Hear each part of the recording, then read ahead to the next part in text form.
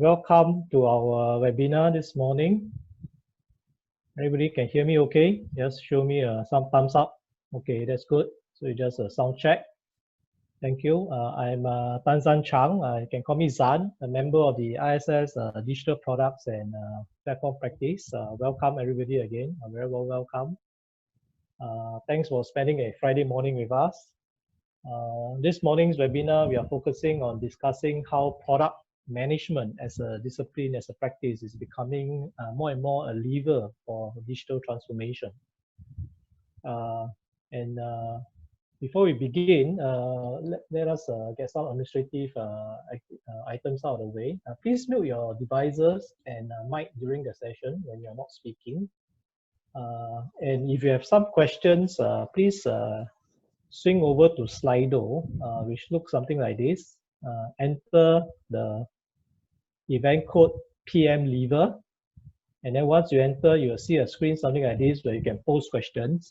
Some of you actually has already emailed us some questions which we have transposed over to here. So we hope we transpose correctly. So go ahead and enter your questions as and when you have some queries for the speakers as well as for the panel later. You can also upvote. Each one is one vote. This is a democracy. So each one vote if you like some of the questions. So what we'll do is the more popular questions will be answered first. So this is actually active listening. So while you're just listening to the speakers, please also think about questions that you want to ask, any queries, any clarification. At the same time, look at the questions that are posed by the rest of us in the audience. And I think right now we have about 60 over participants. I think more are still streaming in. Please upvote so that we will get to the popular questions first, right? And don't worry, if your questions are not answered during the session, we'll still address them and then post back to our website or email to you guys after the session. All right, so please help us do that so that we can attend to as many questions as possible. Okay, so this is the screen. So that's the questions. And we'll reserve the Zoom chat features for any administrative updates or any links that we will share during the talk. And at the end of this session, we will have some, we will have an e-feedback for all of us to do, just so that we can also have your context besides your comments, so that we can also send you a copy of the presentation slides once we do that, right? So I hope that's clear. So thank you. So this is today's agenda. We are currently doing a welcome. In a few minutes' time, I'll hand over to Boon Ki, who is our first speaker, to talk on the topics on the digital product management, and Wei Ming will then talk about how they leverage product innovation within his organization. And after that, we will have a panel with both the speakers as well as joined by Daniel Boy. A brief background of the three speakers and panelists. This is Boon Ki. He's basically my colleague in the digital products and platform practice. If you wish to connect with him, his LinkedIn profile and ISS profile is listed. The second speaker, Mr. Chen Wei Ming, is our guest speaker today. He's from Basler, a German company. So I'll leave him to explain more of what the company does during his segment. If you wish to connect with Wei Ming, his LinkedIn is also listed. And the panelist is Daniel Boy. He's our Chief of Digital Products and Platform Practice from ISS. Okay. So that's all I think I have. And let me hand over to Boon Ki to kick off this morning's webinar. Boon Ki, you can take over. Thanks, Zan. Yeah. Okay. Good morning, everybody. Yes. Yeah. So before I start, I will actually do a mute for everybody. So basically, we want to prevent any accidental sounds that might interrupt this talk. So bearing in mind, if you have questions, do hold them until the end of the talk, where we will have the panelists to address those questions. All right, so let me just share my slide here.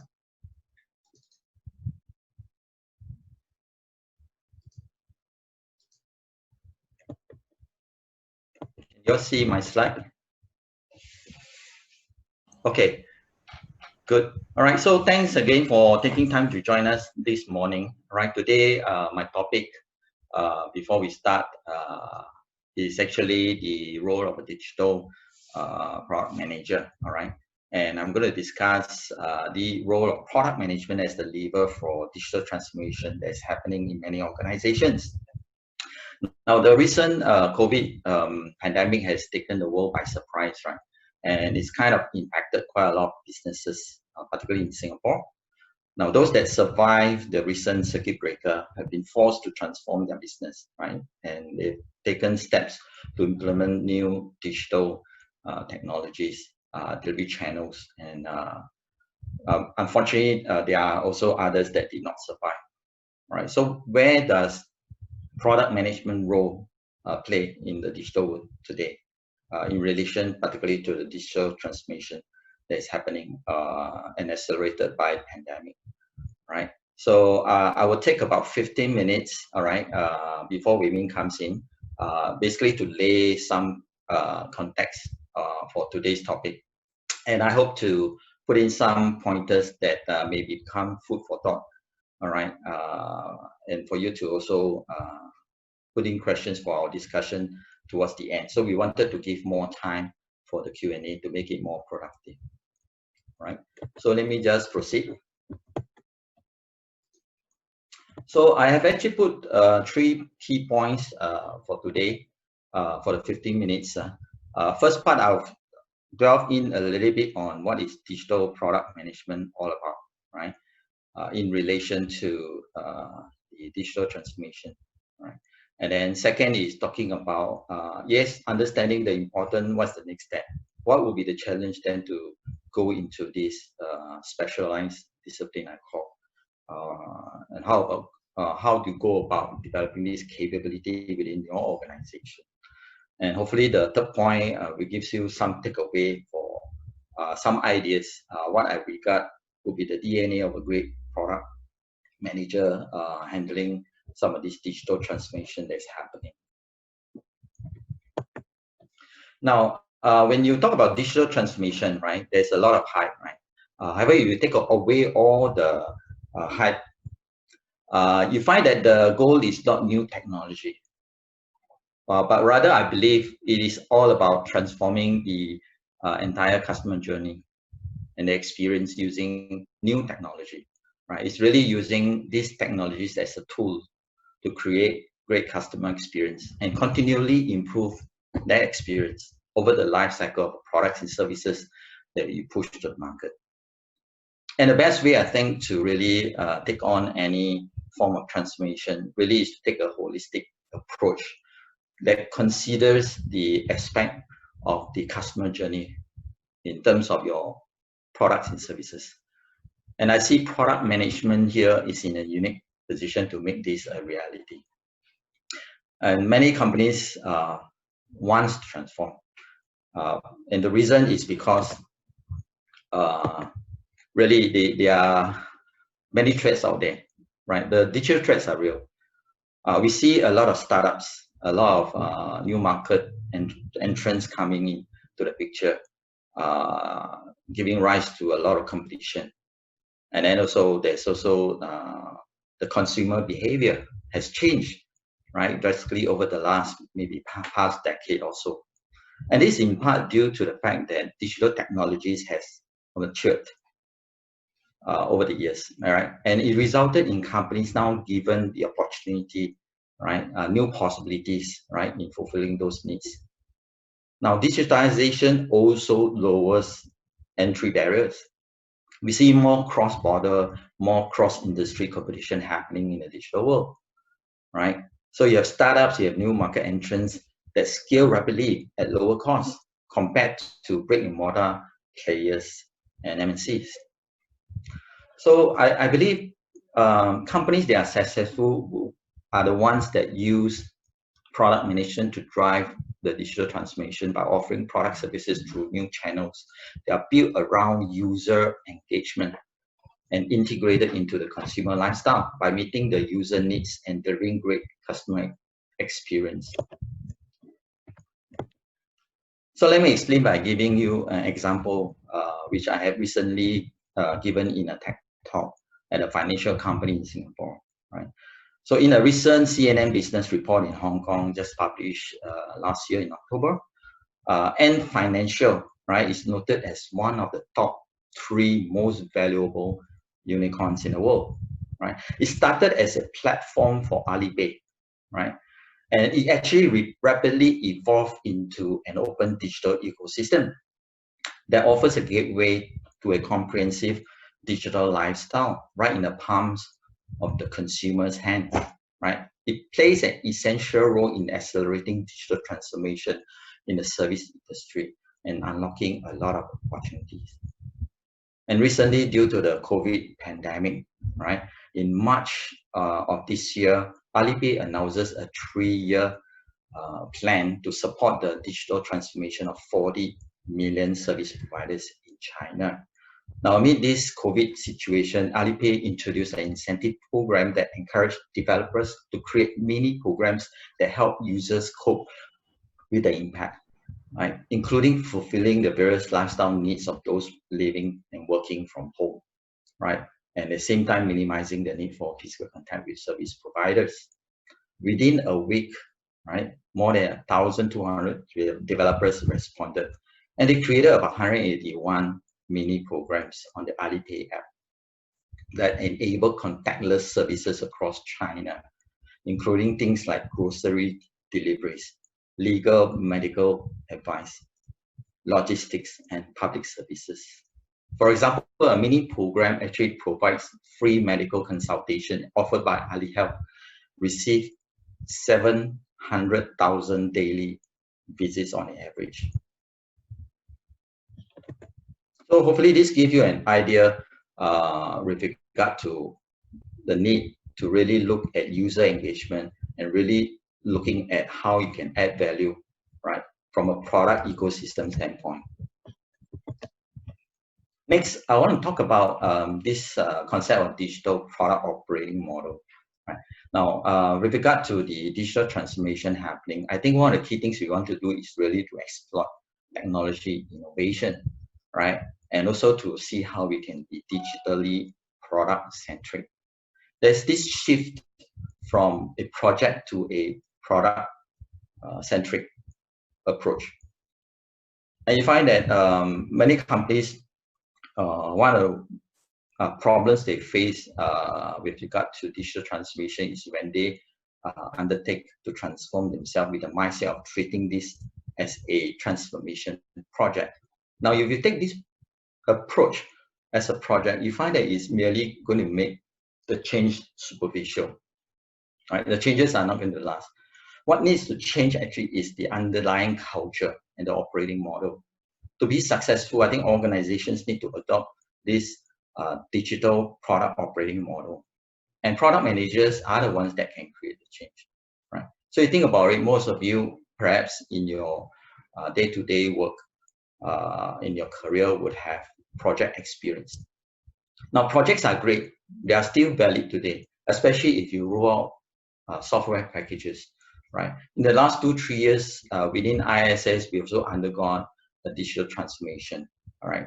And even I myself have handled some of our internal projects. One of it is actually to migrate one of our system, which is our intranet portal for our staff. For many years, right, it's been a bit antiquated. So we have decided to revamp that. And it was taken as a project primarily because we are moving a software in, like in this case, Microsoft SharePoint, right? And then we have also taken on new projects, for example, in terms of growing our Luminous platform for learning and for training management, as well as assessment for our students, whether it's for our graduate programs or our executive education programs. Okay, now, so projects are great, but projects at one time will be done, it'll be completed. And the main goal is to really ship it out the door. But for a product, then it's never done, right? So it's always constant discovery and learning to improve, to transform and maintain, right? So these projects undertaken at ISS, we also have, over the years, take on this product operating mindset, which means that it is never done. It is always being improved constantly, right? In the Ant Financial example I gave earlier on, we see it started as a simple payment platform for Alipay and evolved into an ecosystem. So this is something that you don't deliver once and then your transformation is done. All right, you need product managers to watch over it, continually add value, all right, and add new features into the whole ecosystem. Now, what I see is a product operating model really essentially covers three core elements. One is in terms of the technology, second in terms of the business, and thirdly from the element of the customer focus. Right? From a technology, you really focus on things like using digital technologies. So you got to cover aspects of digital engineering, agile development, and so on. From a business angle, you need to really drive strategy, product thinking, product management, marketing. And then from a customer advocacy, really understanding the pain point. What is the gap in the market? All right. So it covers things like really understanding user-centric design and customer engagement. So I see once you combine these three elements, you actually create something unique, right? You actually create something what I call an entrepreneurial, fast iterating approach to managing products from ideation to retirement and continually evolving and improving the product. So a digital product management framework will be needed, right? In order to really support this operating model, right? This will provide a much needed product management function within your organization on the journey of transformation. So over here, our practice, we have put together this framework using 6 pillars to represent the product management life cycle and processes. So here you see a blown up picture of the digital product management framework that we have used in our foundation course in digital product management. The course is actually called Managing Digital Products. So we have actually been in this area of advocating product management, transitioning from projects to products, right? So the courses, we have been teaching this for over the last 7 to 8 years. We see a lot of people coming through our courses. Actually, a lot of them are from the background from transitioning from projects to products. Of course, including those who are already in product management, they go through this foundational course and they found it useful. So I wanted to share this framework here. So it gives you a little bit of idea, right, with regard to when you adopt this product management function within your company, right? It gives you a little bit of understanding of how to do it, right? So over here, the 5 pillars, including the 6th one at the bottom, will give you a bit of idea how product management function plays, right? So the top 5 give you like a chronological order, right? So you always start off with really looking at opportunity in the market, right? In terms of ideation and making sure there's a proper business case for your product, and then you strategize it, right? With regard to your portfolio, right? So there's a need to look at product lines, for example, positioning, and really what is your strategy in going up to the market for it and pricing. And then you go on to planning it. The planning phase has to really capture the so-called market requirements, putting it into a roadmap, right? And looking at the whole life cycle and how do you release it over time and evolve the product as well. From a product development, then you look at applying some of the key concepts around user experience design, experimentation, evolution. And finally, when it's ready to introduce the market, how do you go about ensuring you plan for the marketing? How do you plan for the launch and the support of your product? And what are the key metrics around the launch itself, as well as in terms of metrics around product adoption and usage, right? And then finally, the base leadership, I would say is more of an innovation and leadership, where you focus on innovation management. How do you get people on board, talent management, and then looking at the team model into a cross-functional collaboration, whether within an organization or external. Then there's also the aspect of stakeholder orchestration. Next, I have the slide on really as a key takeaway, right? If you are looking at adopting product management function, if it's not already existent in your organization, what are the key things to look out for, right?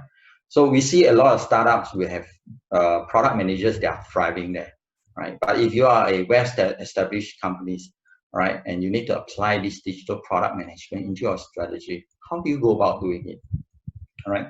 So I see over here, this gives you a few key points to take note. There's a need here I see to look for new business models and metrics to drive product innovation, to drive the digital economy, right?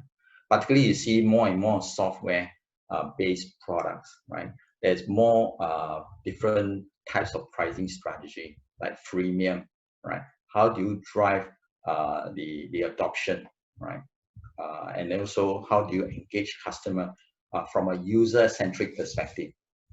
Now, I see this user centricity is a core capability for product people, right? Where you really focus on designing customer experience into your product and services from day one.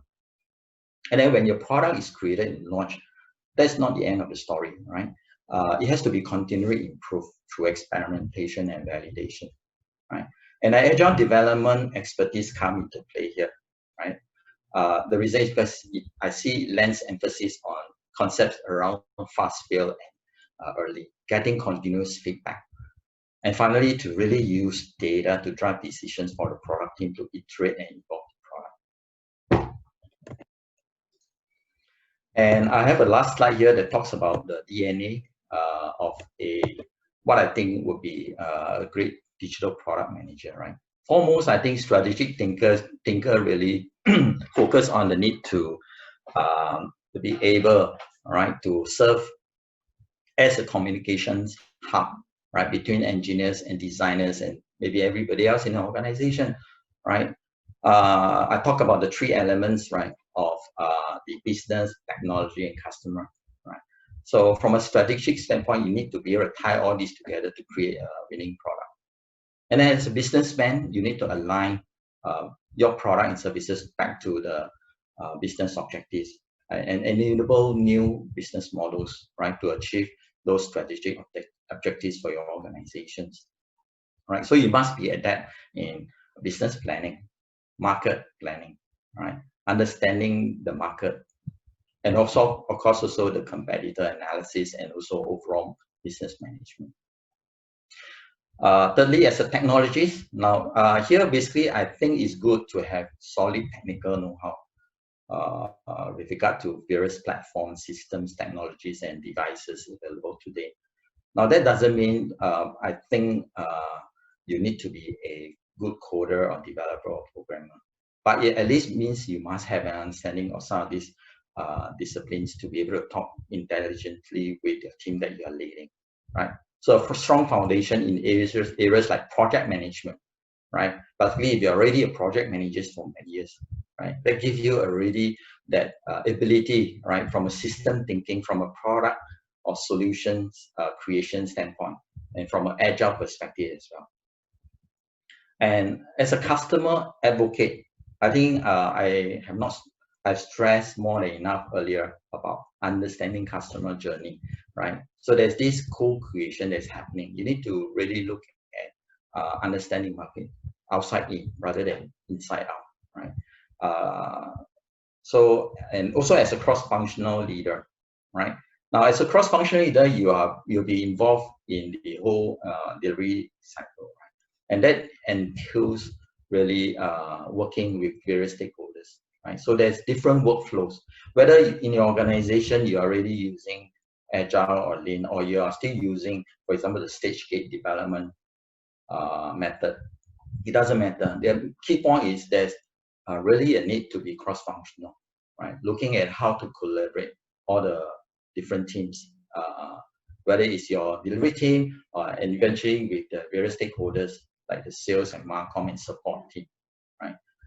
And I added one called the data storyteller. I think key thing here is really, I think it's good to take a data and metrics approach to really drive some of these decisions, right, around using data all right, to make good decisions around pricing, around versioning of the product, prioritizing of the products, features, roadmaps, competitive considerations, and also maybe even end of life, right?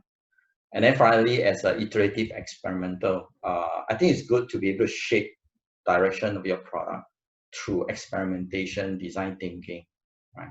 So this, I think, will be what I hope will be able to give you a little bit of understanding of what is digital product management and the role it plays in digital transformation, right? And I hope it helps you see the need to build this function if it's not already in an organization. Now, building this digital product management function is never a one-time effort, right?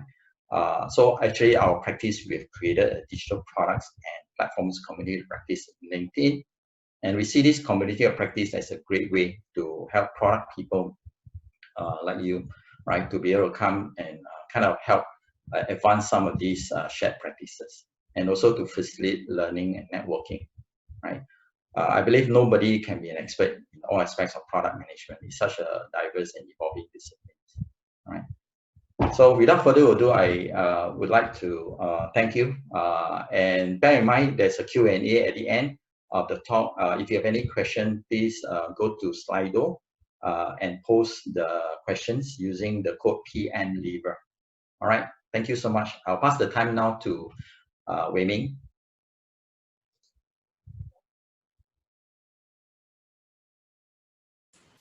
All right, thank you. First, let me share my screen.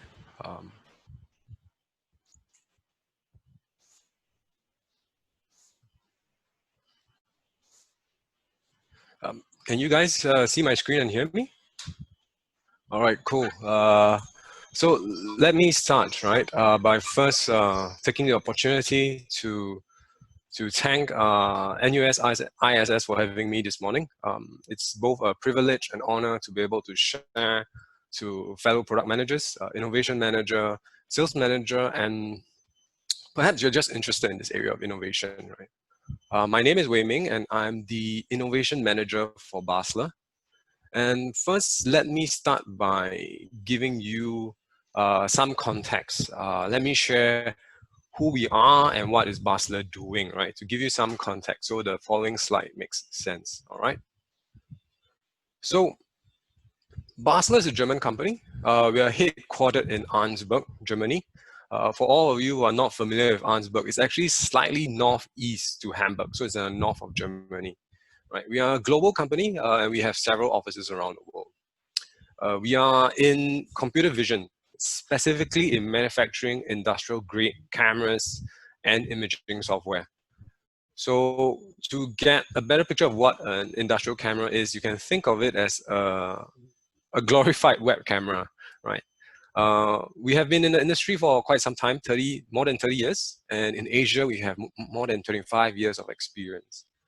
The industries we are primarily in is factory automation, medical imaging, intelligent transportation systems, logistics, and agriculture. So we provide a number of solutions for various industries around the world. And however, ever since we have started, right, we have always been customer driven.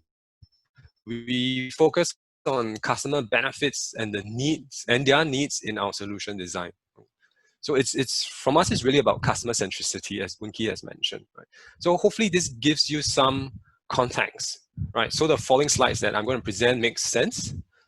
So without further ado, let me move on to the innovation part.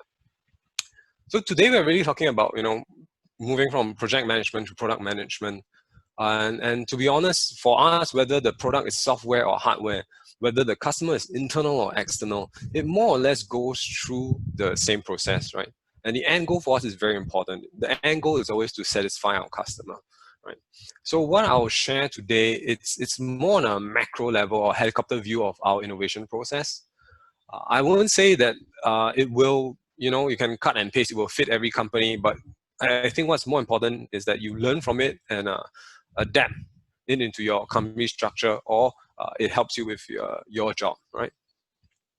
So if this is an innovation curve, right, and this innovation curve represents your product journey from the start to the end of your product journey, then your innovation process will kickstart this whole journey.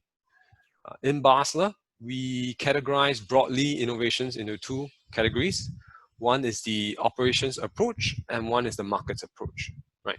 The operations approach, I would say, is based on internal controls, having an internal perspective. This is the method, I would say, that the world today was built upon. And to put it simply, it's just that I can build it better than you. Right? That's the idea about it, right? And I remember, you know, about 3 to 4 years ago, I was reading an article, and even then, more than 50% of industrial companies were still working on this method. It's a very inside-out approach. The other approach that I'll talk about, spend my most time talking about, is the market approach. If operations approach is the inside-out, right, then the market approach is the outside-in. The market approach is focused more on external influences for product development. For example, customer needs, the market needs, competition, and with an emphasis to reduce loss and risk. So the bottom line for market approach is really whether enough people can or will buy the new product to justify the development and the money required to design, build, and test the new product. In summary of this, I would say that neither approach is bad, right? They both have their unique strong points. At Basler, we use a mix of both. But you know, for today, since most of us should be experts in the operation approach because you know the world is largely built on this. So for the remainder of my presentation, I will largely talk about the market approach. Right. Taking a market approach, right, first and foremost means that we have to funnel the customer insights. We have to work together with key customers, understand their problems and needs, and funnel this into an innovation process. However, when you obtain a customer insight, right, it isn't the green light into creating a new product or service. When you find a problem to solve, I would suggest do not jump into it immediately. Right. First, you want to address whether whether this problem can be addressed, should be addressed by your company. Right. This is usually the easiest question, right? Because you should know your company's core competencies well. The next is you have to ask yourself, you know, what you want to do, what you want to deliver, whether it's aligned with the company's strategy and roadmap. You know, if it's not, then how far away is this new market? If it's too far away, you run the risk of having your resources spread too thinly. And you might want to reconsider that, right? One of the main reasons why is because nowadays news travels very fast. Competition comes out very quickly. Can you sustain two marketplaces that are very, very different, you know? So I would suggest spend time analyzing this. More often than not, people jump in without realizing this hidden cost. Right? The next point is accessibility. It's one area that I find that's quite commonly overestimated. It is not as simple as let's appoint more resellers, more distributors, increase our sales channel, right? We have to remember that our product and our services will likely depend on auxiliary products and other people's services. You know, so accessibility is not really just affected by our distribution channel, but by other factors as well. Right. To give you an example, so sometime back, Basler, we launched this novel camera technology design, right? But being so new, for camera, you need to use a lens. So being so new, the lenses weren't available, or I won't say weren't easily available at the time. Right. So by the time we had our partners develop the lens, right, our competitions actually developed as well. So we lost quite a fair bit of advantage, right? The first mover advantage there. Timing and scalability, the last 2 points. I think it's critical to remember that you're never running on your own time. You're always running on the customer's time. If you're late to meet the customer's milestone, they will most likely look for alternative, right? Scalability, similarly, if you can't scale effectively together with your customers, customers will likely find alternatives as well. So I think all in all, right, we should consider these 5 points: addressability, alignment, accessibility, timing and scalability before any other processes in our innovation journey. Right? So these are the 5 important points. The next, let me talk about the advantages that we see for this market approach. The first advantage is solving pains. We have to remember that resources is finite, right? It's the same for our company, it's the same for our customers. And people think, more often than not, right? People think that putting more blinks, right? Making a product more attractive will help increase sales. Like, perhaps it's true, for certain products, but I believe that pain is a higher motivation to push people to action. So especially in this unprecedented time, I sincerely urge you to rethink about your assumptions, go back to the basics, solve the urgent and essential problems of your customers first, not the luxury product, right? Second point, no competition, right? What do I mean by no competition? When you solve a problem that has no solution, and you're the only one able to provide it, you have no competition. Immediately you move from a red sea to a blue sea. You might ask, is that possible? And I say yes, it's still very much possible in this day and age. So, for example, last year, around the second half, I was going around the Asia region, talking to a particular group of people, right? And I realized out of my conversation with them, I realized that most of them has this same problem. What they were doing is they were just making do with it, right? It's kind of like you have a lot of loose ends and you just take tape to tape everything together and it works, but it's troublesome, right? So all in all, they rather not have that problem. So we went in and we understood the problem and we were able to address it. And we decided to, go in and address it. And, long story short, we were only one providing the only solution in the world. So the entire pie was ours to take, right? Next point, foster relationship. Fostering closer relationship with customers allow you to get into their inner circle. I have to admit, it's not easy to get, especially Asian customers, to talk. Across Asia, there's this fear of exposing weakness, increasing dependency on other parties. But however, once you get one foot in, it's actually likely secure because of trust and, because of fear as well. Fear, as you change people, things might happen, right? So what's more important out of this relationship is that it fuels this problem solution cycle. As your company expands, as your competition expands, as your company expands, then they will move into new markets. And once your customers have moved into new markets, they will likely meet new problems. And if they know that you are dependable, you can help them solve problems, they'll come back to you. So this becomes a symbiotic relationship between your company and the customer. The last point on this slide is expert views. Market changes very quickly nowadays, right? For example, for me, I used to face traditional competition. I know their names, I know their faces, right? In the last 2 years, however, companies like Intel, Microsoft, Canon started to come into our industry, right? So market changes very, very quickly. And therefore, problem changes very quickly as well, right? So at the end of the day, who are the experts on the pains and problems that we want to solve? It is usually the people that faces the problems. So once you incorporate the user's view, you can achieve a relatively accurate product development process. You can understand their needs, their wants, and even the performance to price ratio that the customers are willing to pay, right? So these are the 4 advantages, right, that we see of a market approach. Now, since we talk about advantages, let's talk about challenges. These are the top 3 challenges that we see, not in sequence though. Number 1, the need to understand customers. What we are talking here is about customer centricity. So Bunki has talked about it, and I'm a huge supporter of customer centricity. Basically, it's the need to understand them, to empathize with them. You need to know, for example, what are your customers' main markets? What are their key success factors? What are the new technical developments that will be needed for them, right? For example, if I talk to the display industry people, right, when I go to my customers, I have to understand what's micro LED, what's mini LED, and the different processes.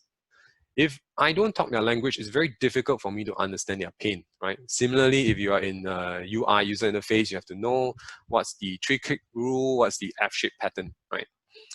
And once again, in Asia, you will face with customers not wanting to talk because of the fear, right? And you can't go there to demand, say that, hey, I want you to tell me everything. It will not work. So this needs a lot of effort, a lot of time, a lot of resource building this. So, but this relationship that you build, right, this experience can inoculate against disruption. Point two, different customers region. What do I mean by that? So every customer will mature differently. And if you follow this customer-centric process, you are sort of like customizing for each of them. And this can be, not necessary, but it can be very resource intensive, right? I have to say it's much easier for software, it's much more difficult for hardware. This is especially true, when you scale up. You have to consider things like logistics and back-end processes. For example, your service team, right, needs to be trained in all your products. But this will become tough as you have more and more differentiated products. And eventually you need multiple service teams, resulting in adding up of cost. So another risk of having too wide a variety of products is losing focus as a company, right? So the question ultimately is, what do your company want to be known for? So it is important for the company to know what it wants to be, where it wants to be, and decide on the problems that they want to solve. It doesn't mean that if you can solve it, you must solve it, right? And to accomplish this, you need a good input of data. For example, customer data, market data, and your own company data, right?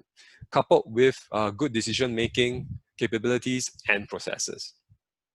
The next point is internal culture and processes. This will become a challenge to you as you grow. The entire company needs to be aligned, right? If your R&D is customer-centric, but your production or sales and service is not, it will break down, right? So, and another point is, if your company has some years to it, you have to understand the people who made your company so is likely still in the company, and they have worked in the old ways for a long time, right? Asking them to change can be a challenge. People generally do not like having power recognition taken away. And how in Basler we try to change this, or how we encourage change, is by encouraging a merged approach, right? By encouraging teams with an internal idea, to keep the idea, but approach possible customers and learn from them if their idea works. So this opens up them to an outside-in innovation. So all in all, what we're trying to do is we're trying to change company culture as well, okay? So my next slide is about the product innovation structure. So this is how our innovation structure is in Basler. I'm not saying that this is the only way, right? It really depends on your company and industry, but this is how we do it. Largely because of the different industries that our products are used in and the number of products and services that we have, we kind of develop this organically, right? We always start with customers. Understanding them is the job of the innovation managers, and this is where I'm located in, right? We help find solutions, we iterate the solutions, bring the solution from MVP to MMP. MVP is minimum viable product, and MMP is minimum marketable product. So once we have the MMP, we then hand over this to the product managers, who will iterate and fine-tune the solution. Finally, our product managers will launch the product and take care of the generation 2 innovations. After a certain maturity, the product managers will hand over to our life cycle managers, who will then continue support and improvement until the end of life. And then the whole cycle starts once again, right? So it's always about continuous improvement, right? As Boon-Kee has spoken about earlier on. So business, I would say, is less of a one-man show nowadays, and it's increasingly becoming a question of managing and coordinating people, teams, and network across local and regional level, right? And this really brings orchestration efforts to the forefront.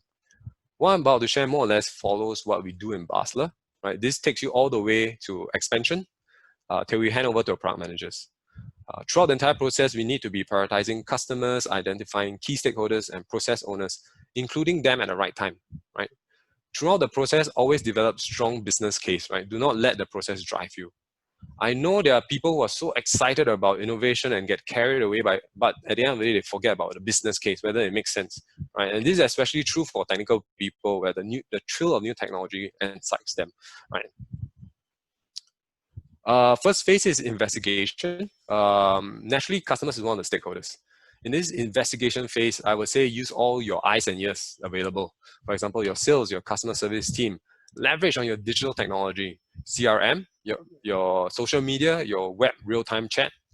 Basically, anyone with substantial customer interaction, you might want to consider having them here. Right? You want to cast your net wide, but you don't want to cast it too wide as well. Because at the end of the day, solution must be aligned to company direction. When talking to stakeholders, it's important that goals need to be clearly defined, especially because we want to build this symbiotic relationship with them. Do not let your customer be misled into believing that you will always definitely be doing something for them, right? You can have in place a system to monitor trends, but trends come and go, right? So be careful. For example, blockchain, right? 2 to 3 years ago, almost everybody I talked to was talking about blockchain. But today, on a global scale, I've seen few successes. Second phase is iteration. This covers MVP to MMP. So if you're an expert in design thinking or agile, this is your bread and butter. For those who are not familiar with design thinking or agile, don't worry. What is key is that you have to cycle or iterate your prototype with your customer to figure out what works for them. And then once again, you have to fine tune the solution selected by iteration as well. So in doing so, you reduce the risk of rejection, right? The flip side is that customers will be greatly involved. Throughout the iteration process, you have to have in place a leader so that the project stays in focus. Trust me when I say that, if you're this leader, it will be good for him to have close connection to the C-suite, to the upper management. Because sometimes you need their power to encourage alignment and motivation in the company, right? Especially if you face a lot of resistance to changes, right? At times you just have to engage the C-suite powers to make sure things move along, right? When in this phase, I would also suggest a separate and exclusive R&D team, if it's possible, because what is urgent for today will get the most resource. If you share R&D resources, right, projects due tomorrow are unlikely to be as urgent as projects due today, right? So whatever the case, you choose for your R&D strategy. I would say that direct communication between customer and development is very important, because the lesser people in between, lesser chances of miscommunication, the faster the action time. Phase 3 handover. This is when we hand over to our MMP to product managers. At this point of time, knowledge transfer will happen. So it's very nice if you have a process where everybody's familiar with, and having a platform to facilitate knowledge transfer, right? It increases efficiency and effectiveness. If you follow a similar process as us, I would say that your product managers should follow the projects before handover time. Everyone's capacity and technical abilities are different, right? Your internal processes are invisible to your customers, and you want to maintain a smooth handover, right? You have to be all this while, if you are using customer centricity, you have been working closely with a key customer or multiple key customers to create a product. And you don't want a situation where you hand over, right? Your customers know more about the product than your product managers. So that's going to be a problem. Phase 4 is launch and expansion. This is where things get messy. Many stakeholders here will have to say when to launch, right? From sales all the way to market communication, all the way to operations, right? In my experience, people will always have one reason or another to say why the launch date is bad. So once again, you need to take a more dominant role. Channel your power of your C-suite or upper management if you have to. After the launch, we go into expansion, and I like to highlight that your customer-centric process isn't over, right? Iteration will still happen and should still happen. So this nicely leads us to the next slide, which actually is my last slide for today. It's on iterative scaling, right? In this example, by the second year, our product, concept with this timeline, example timeline, by the second year, our product has been validated. Our fledgling product has evolved to hopefully a good market fit, right? Well, I would say it's, celebrate wins. You can open a champagne now, but in reality, the fight has just begun, right? You have to now both defend and expand the market you're currently addressing. Think of the launch as giving you a foothold, and now you want to scale up and you want to increase your ROI. First thing, keep in mind that when you're successful, competition will follow, right? Competitions will copy you. You know, copies for consumer products come in an average about 6 months, industrial products in about 12 months. I would say it's a fact of life, right? Don't be too upset by it. When more competition comes in, price will go down. So you need a margin to play. Iteration can be run to improve cost and quality, right? It's not just about adding features. Another area that I like to find out about is chores. If you ask me what's chore is, you know, things like washing dishes. Something that you have to do, but you rather not do. Removing chores adds positive value to your products, help you defend against competition, right? For example, for us, a long time ago, we realized that customers found it's very difficult to balance the colors and image. So we added an auto feature to solve this. Yeah, so we decided to make things easier for your customers. Another suggestion for expansion is to consider unintended usage of your products. Now, for example, Arm & Hammer, the famous baking soda company, they realized that actually their customers were taking their baking soda, adding it to laundry as they wash their clothes, right? And they decided that they want to go into laundry products as well. I understand that not every product, you know, can be constantly changed. The cost can be very high. So there are generally two methods about it. The first one, any change that's too big gets fed to the next generation, right? And the whole iteration cycle starts again. The second way of handling this is any changes that are not ideal to incorporate to the main target audience. However, you still want to address them because it's a nice market. What you can do is you can have a split series and you want a process to handle this. In Basler, we have a customization team and they handle the split process. So they split the product from the main line and they develop the product to something that fits this market or this customer needs. So we kind of scale out in the web, right? At the end of the day, I would say that, you know, for the entire project, for the entire product that you're handling, for the innovation product you're handling, planning is important, but it's never cast in stone. Market and competitions are fluid. So you should be as well, you know, establish a company that's flexible, facilitates rapid changes. Have in mind that change can happen in roadmap, right? Most roadmaps are 3 to 5 years. However, product releases are every 2 years. So there's a little discrepancy there, right? Do not take your eyes and ears off customers after release. Instead, you know, find out how you can secure and expand your position, right? So with this, I would say that this is my last slide. Let me thank you for your time and allowing me to share today. I think at the end of it, I would say that customer centricity is a very, very important thing as a product manager, right? Thank you. Okay. Thank you, speakers. Bunki, thank you for sharing the aspects of how product management is increasingly opening out new opportunities, and also how organization is transiting from project and product management thinking. And also thank you, Wei Ming. Yes, I do have a sip of coffee and catch your breath. And you know, Wei Ming shared with us how in Basler we talk about operations approach and also market approach to product innovation. One being inside out. Basically, I can build a better product than any one of you. Whereas the market approach is talking about outside in. Yeah, and the key core message here is really customer centricity. How are we helping them to solve their pain points? How are we helping them to help them serve their customers as well? And I think these are the two key takeaways for me. And thank you again for both speakers. Now we quickly move into our Q&A panel. We have about 5 minutes, running a bit late. So if we permission with everybody on the call, if you can extend it to maybe 9:10, 9:15, we'll see how many questions we have. I hope with everybody's permission, we can extend it a little bit because we do want to get to some of the questions. Yeah. So let me swing over to the Slido. Okay, these are the panelists. If you come in late and you miss the administrative announcement, so we are using Slido. Go to this URL sil.do, type in the code PMLever. You look at the screen like this, and you can upvote the questions by clicking here. So right now we can see a question that is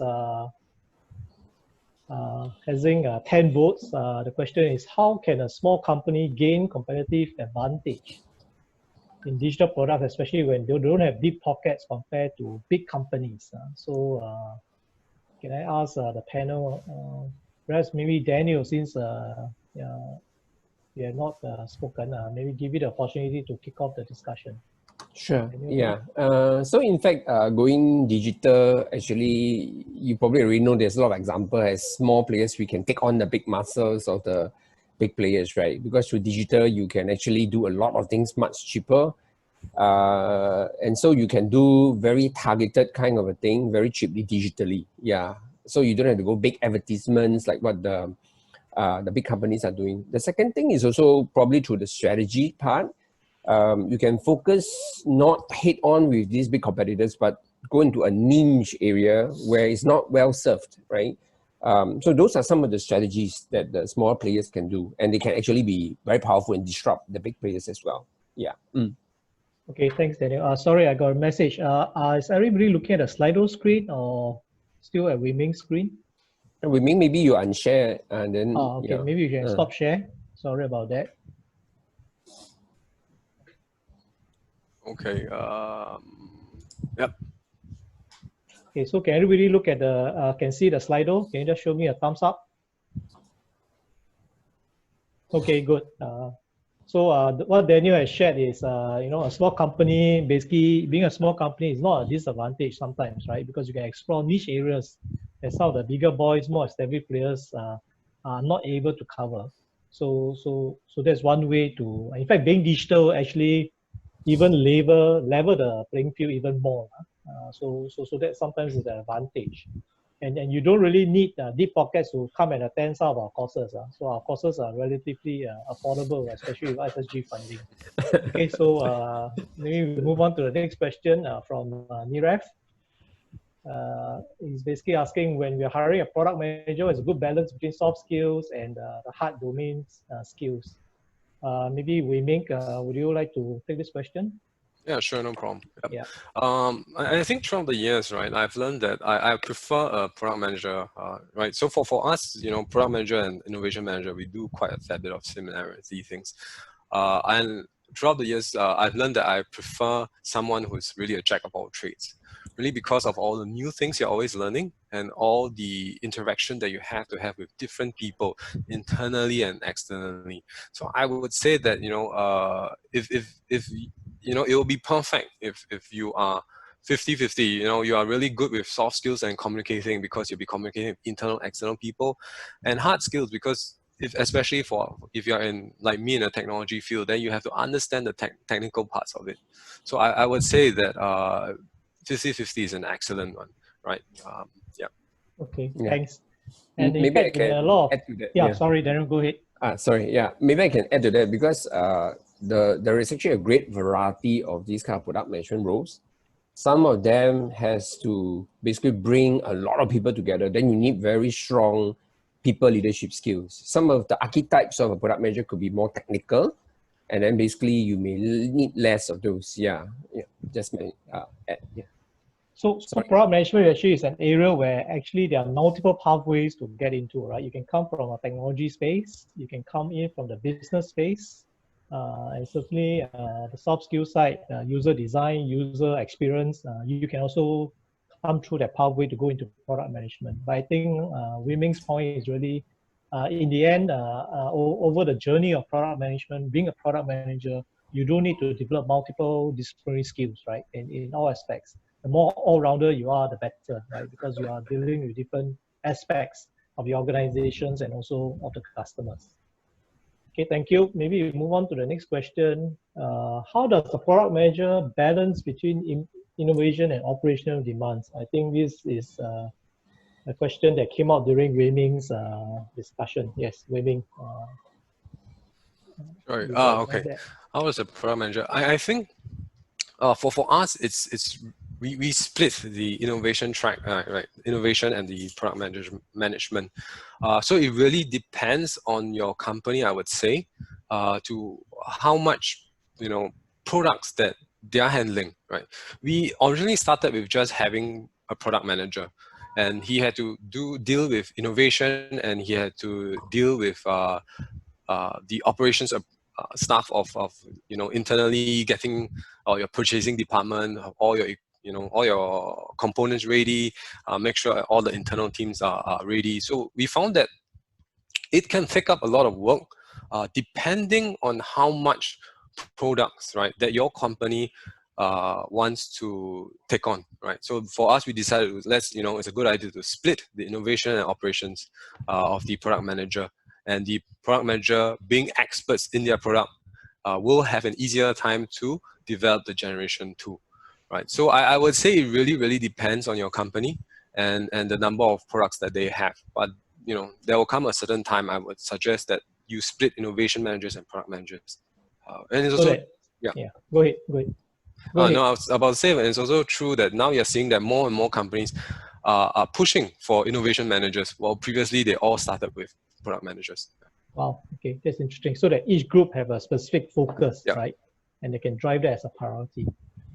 Okay, let us quickly move to the next question. I'm aware that it's now 10 o'clock, which is the supposed end time. With permission of everybody, maybe you can continue for another 10 minutes. I hope that's okay. Those who really need to leave, I apologize that we overrun. So please do take a leave. We have other matters to attend to. But we'll continue for another 10-15 minutes so that we can get to some of the questions. So next question, perhaps we can invite Boon Ki to address that. My company sells services and non-digital products. Does what is spoken today help? I guess, yeah, go ahead. Okay, thanks for the question. Yeah, it's true. Actually, nowadays, there will be a need for using some of these digital technologies to help you, even if you are selling so-called non-digital products. If you think about it, for non-digital products, right, could be in food business, Tupperware, or even talking about the fridge that has been with us for the last 100 years. Nowadays, people talk about smart fridges, right? So a few years back, I bought a LG fridge, and they are talking about how they are enabling smart technologies to put online recipes, right? To allow the fridge to have functionality to track expiry of goods that you put in, right? The food that you put in. So here, I think basically, even though we talk about digital product management, we are also looking at how, from a standpoint of employing some of these aspects of digital technologies to enable the business aspect from a perspective of delivery channels, for example, and also from a standpoint of how you look into adding value, right, to your products, right, in the whole value chain, for example. So briefly, I think the idea here is there's a need for you to really look at the three bubbles that I mentioned, right? Really understanding how, from a business standpoint, you are able to develop, right, some skill sets around both the industry business domain, as well also from a business mindset, looking at being able to solve problems. I think that business mindset, solving problem, is key. Right? And then from a perspective of customer, understanding the customer needs, right? Whether they are looking for digital products or physical products, how do you use technology, which is the third element, right, to add value? Okay, thank you. So today digitalization is everywhere, right? So even if you're selling products that are not digital today, eventually you'll find that there must be some elements, whether it's moving into a digital form. If not, then you'll be the digital management, right, on the supply chain of delivering these products. As what Wei Ming also discussed earlier, right? It's not just hardware by itself, but it's also your entire supply chain, your warehousing. All these can be digitized, and all these can be enabled through digital product management. Let's go up to let's move to the next question that has 8 votes. For aspiring PMs, what are some of the skilling and training options available from ISS? Maybe Boon Ki, you can take this. Okay. Just now, yeah. Yeah, so I think briefly, I mentioned about we have been teaching product management for the past 7 or 8 years. So there are a suite of products or courses that we have. For example, the one I mentioned earlier, the framework, we actually provided as a foundation course, a 4-day course called Managing Digital Products. At the same time, we are also have specialized courses, one on digital product strategy, one on strategic product management, strategic product market fit, and another one, product thinking for organization, as well as, I think the other aspect, we have brought out new courses like architecting platform as a business as well. And there are also others, maybe Daniel, I can ask you to share a little bit. We do have some other programs to enable those are in transition and those are facing so-called, in terms of job risk. Daniel? Okay. Yeah. So I think, sorry, Daniel, in interest of time, I think just talking about ISS training, you'll take the whole morning. So I guess we will share with you some of our links to the various programs. But suffice to say, over the last few years, we have actually built quite a very robust training roadmap in the areas of product management, because we have seen this trend evolving. Yeah. So if you don't mind, we move on to the next question. Yeah. This will turn into ISS marketing. Okay, the next question, we have 6 votes perhaps. What are the best practice of customer research and insight? So this is clearly maybe a question for Wei Ming to share, as part of your innovation journey, how do you get some of these customer insights? Yeah, we do it in a broad way. We always maximize what we have in the field. Right? So when I'm talking in the field, we're talking about sales, we're talking about customer service. So these two groups of people are that we always ensure that we listen to them. We always have sessions, quarterly sessions, meeting with each different groups, to ask that what's it that you hear. But after my practice, I would say the best, right, is to have a person whose job is really to listen to the customers. Okay. Because we have to understand that as a sales or customer service, top of their main role is not really to do customer research. A sales is mainly really to sell your products. Customer service is to support the customers. So you really need someone who's going out there to listen to them, right? And I say that talking to them will give you so much more than just reading reports. Or just reading online, looking at trends, right? Because those give you a very, very broad helicopter view. But when you go in and talk to your customers, you know exactly why something is happening. And that is really the gem of being an innovations or product manager. Yeah. So there's also an emergence. I mean, while we are just talking about product managers as an emerging specialization that a lot of us are trying to start, there's also another aspect, which is the user research part, right? We call them user UX developers and so forth. These are people that has, as a profession, there's also rising as a people focusing on gathering customer insights through user research studies, surveys, ethnography, and so forth. Right? Okay.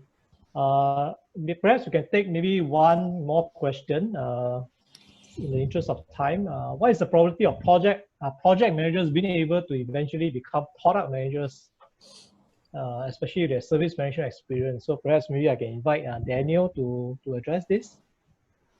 Okay, so the requirements for the product manager varies a lot. Like I say, depending on what kind of a role you are playing, what type of product manager you are. So there are definitely some that fits very well. So if you have the service management part, right, like what Wei Ming say, you are probably very good with the customer and the market side, right? You already know that pretty well. So then you have to beef up the rest of your skills. For example, listed in Bunki's slide, right? This could be through training, on the job, projects, and so on and so on. And we have some place and train program with the government fund. So, and then you do projects and so on. You can build up your skills like that. Also, the important is the mindset change, right? We talk about what's the difference between them. We have to change the mindset. Now it's about a long-term kind of a project versus, finish a project and hand over. Those kind of mentality, mindset change is also important. Yeah. Okay. Thank you very much, everybody. Thank you very much, panel. If you can unmute and give them a round of applause. I'm afraid that's all the time we have for this morning. I'm already 10 minutes overrun, and I do apologize. The questions that we are unable to address on the webinar, we will get to it and then post it back to either our website or to email back to you guys. So it leaves me now to thank everybody and thank for the audience patience. And if you could help us, if you want a access to the slides as well as the recording, please help us to do a survey for your feedback to our seminar so they can improve. So I just leave it on here for a few minutes for you to scan the code.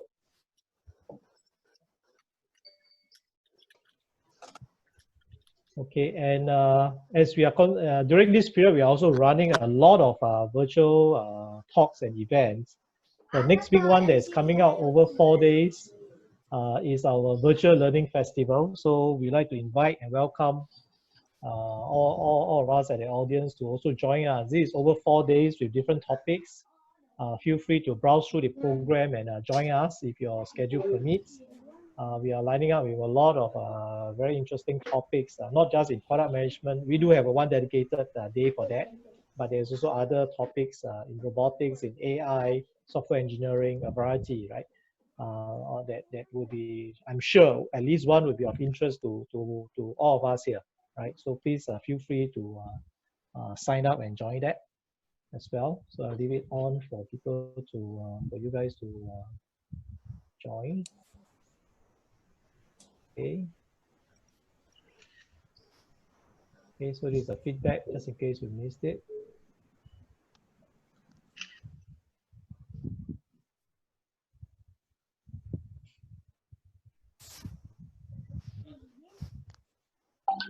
Okay, I think thank you very much, everybody. We will end our webinar here.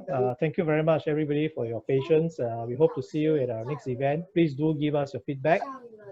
We look forward to meeting with you guys again soon. Yeah, so we'll end the webinar formally here. Thank you very much.